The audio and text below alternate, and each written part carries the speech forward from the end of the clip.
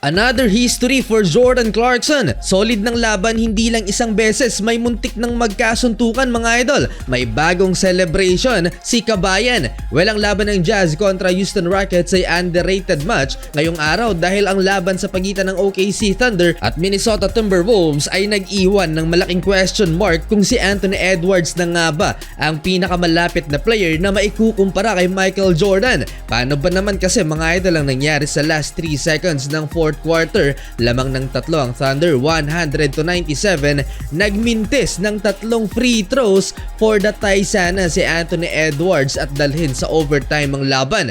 Ang pagiging clutch ang dapat unang maging katangian ni Ant-Man para maikumpara kay MJ pero hindi nangyari ngayong araw. Crucial pa naman din ang labang to dahil top 1 sa West ang Wolves, sumunod ang Thunder. Final score 102-97. Kung kay Stephen A. Smith pa, nakikita niya si Vince Carter, Kobe Bryant at MJ kay Edwards. Dahil sabay ang schedule, puntahan natin ang underrated match ng Rockets at Jazz. 17 points na lamang ng Houston ang hinabol ng Utah sa third quarter dahil kay Baby Jokic, Alperen Sengun, kaya lumobo ang lamang ng Houston Rockets. Mainit ang laban, second quarter, 7-minute mark. Itong sa Aaron Holiday, tinuruan ng leksyon ang rookie na si Keyonte George. Sinikon itong rookie si Holiday, inbound pass, nakakapag-steal ang Rockets guard at naipasok ang layup, nagkapisikalan pa ang dalawa. Sa third quarter naman, na-involve ang mainitin ng ulo na si Chris Dunn laban sa sophomore na si Jabari Smith Jr. Veterano na rin itong si Chris Dunn at gagawin ang lahat para i-provoke na magalit ang kalaban para patas, double technical ang ruling official. Si Colin Sexton naman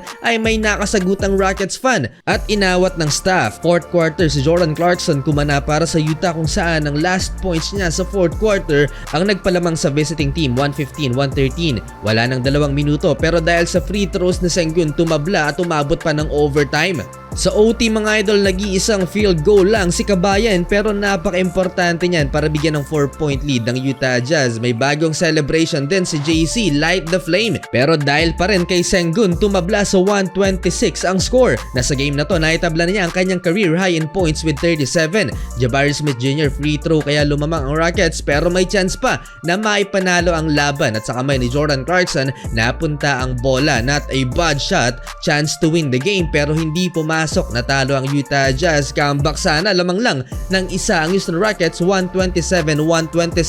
Nagtala ng kanyang pangatlong double-double ngayong season si JC with 33 points, 12 rebounds, pang-anim na 30-point game na ito ni Clarkson ngayong season lang. At ngayong araw may bagong franchise history si Kabayan. Well, si Clarkson na ang best 6-man ng Jazz in history for winning the 6th man of the year before. Pero ngayong araw na itabla ni Clarkson ang record ni Thurl Bailey sa pang-12 30-point game off the bench as a Jazz man. Meaning isa na lang, mas masaselyuhan pa ni Clarkson ang titulong pinakamagaling na Utah Jazz 6th man in franchise history. Mabubura na finally ang record na naiset noong dekada 80.